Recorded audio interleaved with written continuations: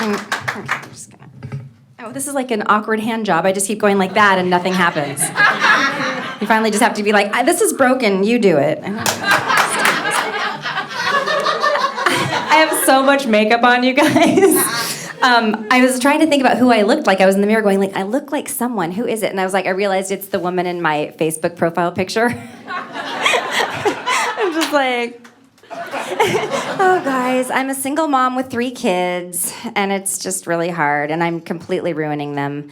The oldest one's the most messed up because he's been around me the longest. I just bought him one of those race car beds just to kind of prepare him for the future when he has to sleep in his car. I really don't know like what he's gonna do with his life. Like I don't know what kind of job he's gonna get. I was thinking like maybe a TSA agent because I was at the airport and it was like if you see something, say something. And I was like, perfect, he does that. That's like his specialty. We were at Trader Joe's and he saw this woman. He's like, do you have a baby in your butt? And I was like. He told this man, like, your mole looks like a raisinette. And I'm like, let's go now, we're going.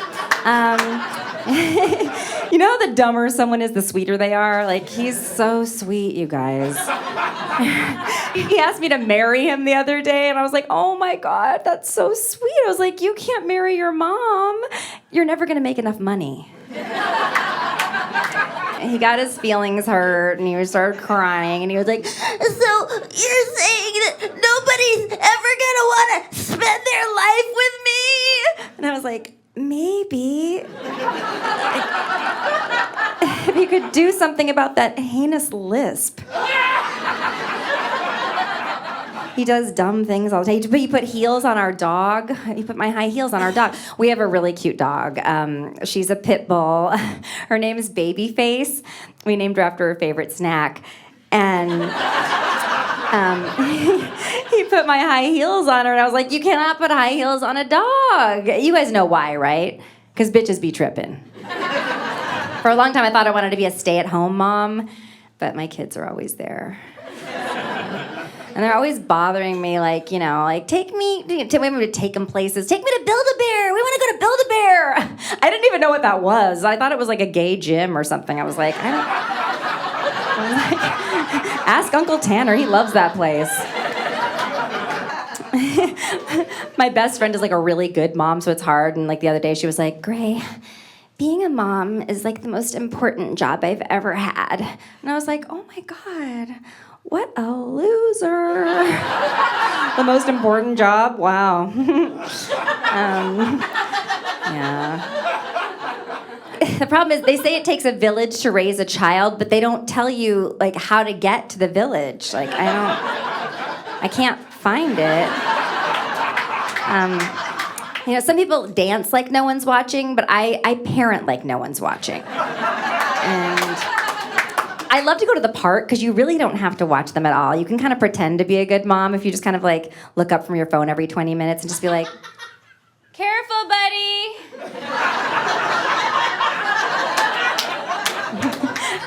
I hate the park. I'm there a lot. I play little games with myself to keep myself from going crazy. Like I play this one game where I just call out, Brayden, just to see how many white kids with boring parents turn around. Oh my God, I hope nobody here named their kid Brayden. I mean, not because I'm afraid of offending you. I just like really hope nobody here named their kid Brayden. Please. I know I've been drinking too much because I took my kids to Disneyland and my daughter saw Captain Hook and she got like super excited. She was like, Mommy, look, your favorite, it's Captain Morgan!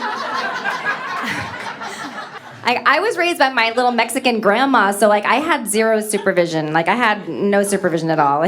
She cared about rules, but not like parent rules. Like she cared about like makeup and fashion rules. She was just like, Oye, mijita, put some lipstick on, do your hair, put some earrings on, some high heels, push yourself, who's gonna want you? I was 7. My grandma like really loved it when like really bad things happened to people. She just like lived for that shit, you know. Especially people in our family. She was really competitive with her sisters, and she called me all excited once. She was like, "Oye, your cousin Eligio is going to Yale. Isn't that wonderful? And I was like, I didn't know what was happening. I was like, well, that's really sweet. Oh my God, I can't believe you're so excited. You're usually so negative about everybody. And then I realized, oh no, my cousin was not going to Yale. He was going to jail. Yeah. She had all these little sayings that she used to pass on. She would be like, hey, you gotta live every day like it's your last. Which I think is why I'm super depressed all the time. I've been cutting myself. I mean, not anything major, just like my bangs and stuff.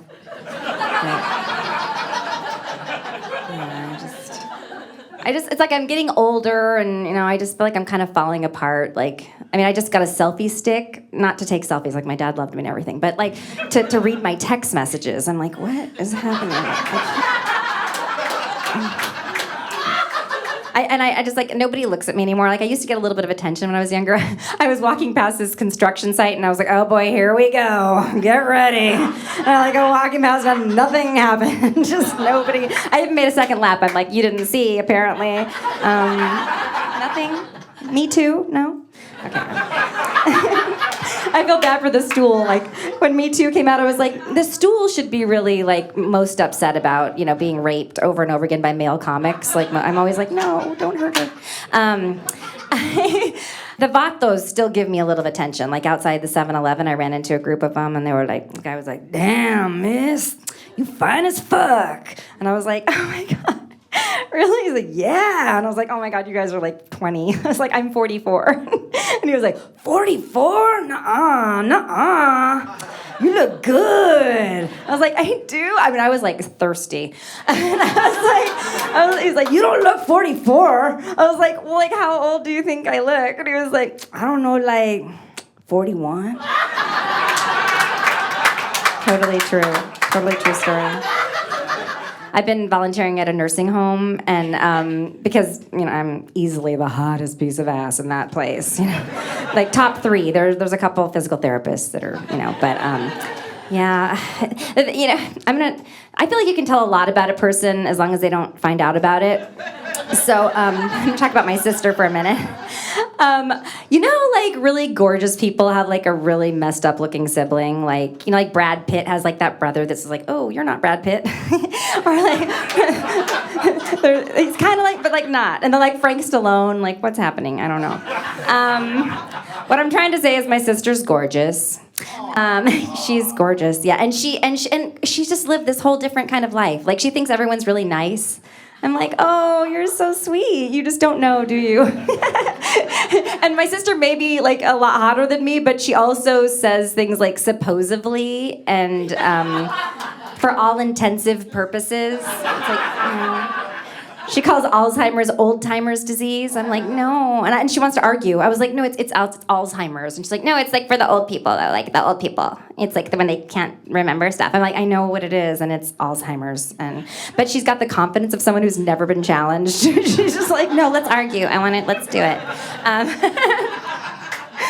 She's on Yelp all the time. She gives Yelp reviews, and they're just so skewed. Because I was like, I think you need to put your picture on your Yelp, because I think people are going to need to want to try to wrap their mind around all these 5-star Home Depot and AutoZone reviews. They're like going like, where are the 9 guys that were falling all over themselves to help that one bitch on Yelp?